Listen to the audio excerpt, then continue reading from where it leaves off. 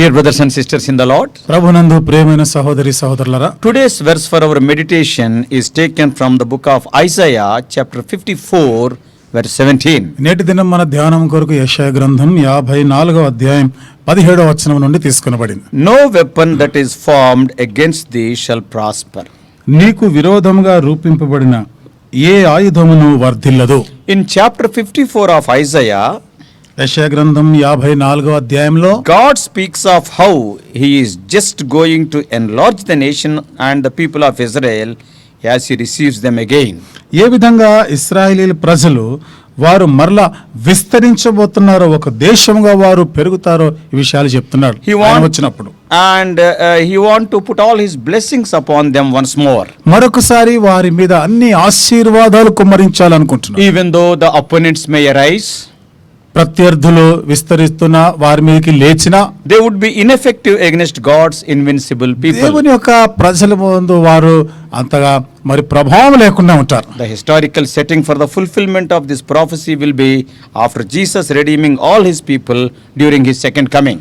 ఈ ప్రవచనానికి చారిత్రాత్మకమైనటువంటి సత్యం, యేసుక్రీస్తు ప్రభువారు మరలా తిరిగి వచ్చినప్పుడు తన ప్రజలైనటువంటి వారందరూ కూడా మరి ఈ విధంగా ఆశీర్వదించబడతారన్నది. And after he redeems all the people, ఆ ప్రజలందరినీ కూడా ఆయన మరలా విమోచించినప్పుడు, and then this promise will be fulfilled. అప్పుడు ఈ వాగ్దానము నెరవేర్చబడుతుంది. In Isaiah 54:11 to 17, యెషయా గ్రంథం 54వ అధ్యాయము 11 నుండి 17 వచనాల్లో the prophet Isaiah delivers a message from God about the restoration of Jerusalem after its destruction by Babylonians. యెషయా ప్రవక్త యెరూషలేము బబులోను చేత ధ్వంసం చేయబడిన తర్వాత మరలా ఏ విధంగా తన పూర్వస్థానాన్ని కలిగి ఉంటుందో, సమకూర్చబడుతుందో దాని గురించి ప్రవచించారు. The people of God will be in chaos and confusion, but the Lord promises a future day when the city will be more glorious than ever.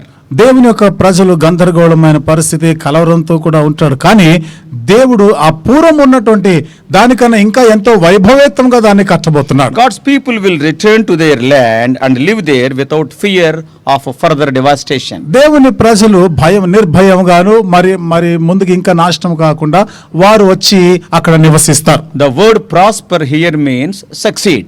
వర్ధిల్లుట అనే మాట ఇక్కడ సాఫల్యము, విజయము గురించి మాట్లాడుతుంది. In other words, God is in charge. మరొక మాటలో చెప్పాలంటే దేవుడే బాధ్యత గలవాడుగా చూస్తున్నాడు. And he said in the preceding verse, earlier verse, that he created the one who is preparing the weapons.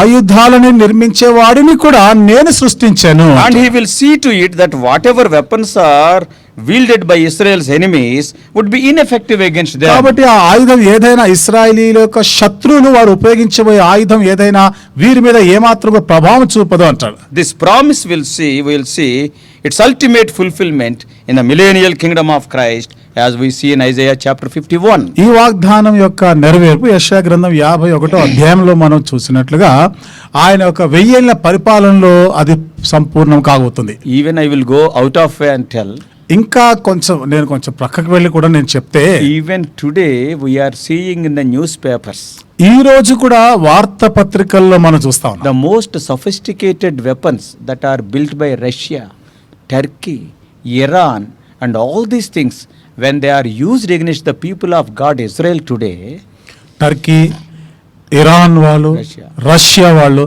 అధునాతనమైనటువంటి ఆయుధాలని వారు తయారు చేస్తూ వాటిని ఇశ్రాయేలు ప్రజలపైన వారు ప్రయోగిస్తూ ఉండగా మనం చూస్తున్నాం. And the Philistines and from Gaza or even from the Syrian land, Lebanon, when they are using it against Israel, Gaza నుండి, సిరియా నుండి, లెబనాన్ నుండి అనగా పాలస్తీనా ప్రాంతం నుండి ఆ ఆయుధాలని ఇశ్రాయేలు ప్రజలపైకి వారు ఉపయోగిస్తున్నప్పుడు, we ourselves are seeing, we are reading in the papers, seeing on TVs how those weapons are ineffective. They are not reaching the targets. మన కళ్ళారా మనం చూస్తున్నాం, టీవీల్లోను వార్తల్లో మనం చదువుతున్నాం. శత్రువు ప్రయోగించిన ఆయుధాలు ఏ విధంగా ఇశ్రాయేలు ప్రజల దాకా చేరకుండా, వర్ధిల్లకుండా నిర్వీర్యమైపోతున్నాయో మనం చూస్తున్నాం. Some of the enemies of Israel, they have commented and it is published in newspapers. ఇశ్రాయేలీల శత్రువులు, ప్రత్యర్థులు ఈ దృశ్యాల గురించి వారు చెప్పిన మాటలు వార్తాపత్రికల్లో ప్రచురమైనాయి. Their God is diverting our missiles. వారి దేవుడు మా క్షిపణుల దారి మళ్లించేస్తున్నాడు. They are not reaching the targets. అవి ఆ గమ్యాన్ని చేరుకోవడం లేదు. This is what God is telling through the prophet Isaiah, ఇదే దేవుడు ప్రవక్త అయిన యెషయా ద్వారా చెప్తున్న మాట. I have created the one who is preparing the weapons. ఆ ఆయుధాలని తయారు చేస్తున్న వాడిని నిర్మించిన వాడు నేనే, సృష్టించిన You వాడిని. need not worry. కాబట్టి నువ్వు దేనికి భయపడే అవసరం No లేదు. weapon that is formed against thee shall prosper. నీకు విరోధముగా రూపింపబడిన ఏ ఆయుధమును వర్ధిల్లదు. The promise of Israel is often applied to God's children today. ఇశ్రాయేలుతో చేయబడిన ఆ వాగ్దానం నేటి దిన దేవుని ప్రజలకు కూడా అనువర్తింపబడుతుంది. You and I, as we are dealing with our spiritual enemies, we can claim this promise. ఇవి నేను కూడా ఆత్మ సంబంధమైనటువంటి శత్రువులతో మనం ఎదుర్కొంటున్నప్పుడు ఈ వాగ్దానాలని కోరుకోవచ్చు. No matter what the devil devises and whatever may be his schemes to use against us, in the end they will fail because God is the sovereign ruler of our destiny. శత్రు ఏ రకమైనటువంటి పన్నాగాలు కుట్రలు పన్ని నీ మీదకి దాడి చేయడానికి విజృంభించినా కానీ అవి ఏ మాత్రం కూడా వర్ధిల్లవు. దేవుడు మన పక్షంగా ఉన్నాడు He కాబట్టి. gives us the shield of faith, ఆయన విశ్వాసం యొక్క కవచాన్ని ఇస్తాడు, డాలుని ఇస్తాడు ఆయన. and with that we can extinguish all the flaming arrows of the evil one, as it is written in Ephesians 6:16. ఆ విశ్వాసపు డాలుతో ఎఫెసీయులకు రాసిన పత్రిక 6వ అధ్యాయం 16వ వచనం రాయబడిన ప్రకారం శత్రు యొక్క అగ్ని బాణములను ఆర్పివేయగలం. The primary thing to know is that God is in full control. మనం గుర్తించవలసిన ప్రధానమైనటువంటి విషయము దేవుడే సమస్త బాధ్యతలను తీసుకుంటున్నాడు. He controls, we can say, those who make the weapons and those who use them. ఆ ఆయుధాలను తయారు చేసేవాడిని, ఆ ఆయుధాలు ఉపయోగించేవాడిని అదుపు చేసేవాడు దేవుడు. దేవుని స్వాధీనంలో ఉన్నారు వాళ్ళు. The battle is the Lord's.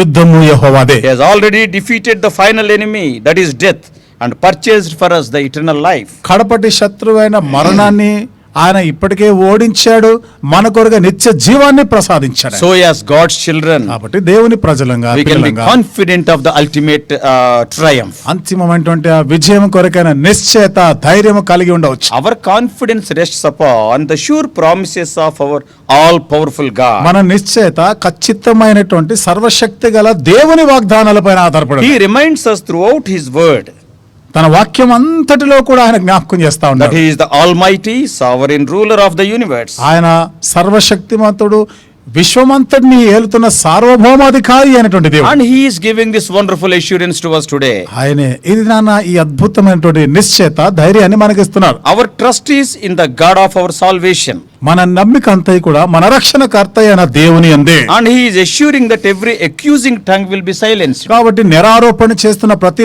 నోరుని ఆయన మూసివేస్తాడు అని, Every judgmental charge against us shall be condemned. మన పైన విధించబడే ప్రతి తీర్పుని కొట్టివేస్తాడు. And we all know His word is settled in eternity, and God has placed His word above all His holy name. మనందరం ఎరుగుతాం కదా, ఆయన మాట నిత్యము పరలోకములో స్థిరపరచబడి స్థాపించబడి ఉన్నది. తన యొక్క నామమంతటి కన్నా తన వాక్యమును హెచ్చించి That's ఉన్నాడు. what we read in Psalm 138 verse 2. ఆ మాట 138వ కీర్తన 2వ వచనంలో చదువుతాం. He delights to bless His children. తన ప్రజలని, తన పిల్లలని ఆశీర్వదించడానికి ఆయన ఎంతో సంతోషిస్తాడు. Not only that, అంతేకాదు, He acts like a faithful husband. ఆయన ఒక నమ్మకస్తుడైన భర్త వలె ఆయన పని జరిగిస్తాడు. He who not only forgives his unfaithful wife, but restores her to a place of blessed fellowship with Himself.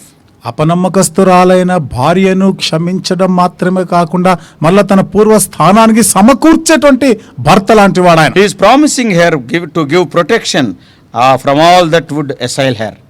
తనకి అనేక రకాల ఏదైతే ప్రమాదాలు పొంచిన వాటన్నిటి నుండి కూడా భద్రతను కల్పిస్తానని వాగ్దానం చేస్తున్నాడు. In chapter 54 of Isaiah, in verse 5, యెషయా గ్రంథం 54వ అధ్యాయం 5వ వచనంలో Israel is compared with a wife of Lord Jehovah. ఇశ్రాయేలు దేవుడైన యెహోవాకి భార్యగా ఇక్కడ పోల్చబడింది. And her exile in Babylon was like a period of divorce. బబులోన్లో తన యొక్క చెర జీవితము దేవుడు విడనాడిన కాలంతో పోల్చబడింది.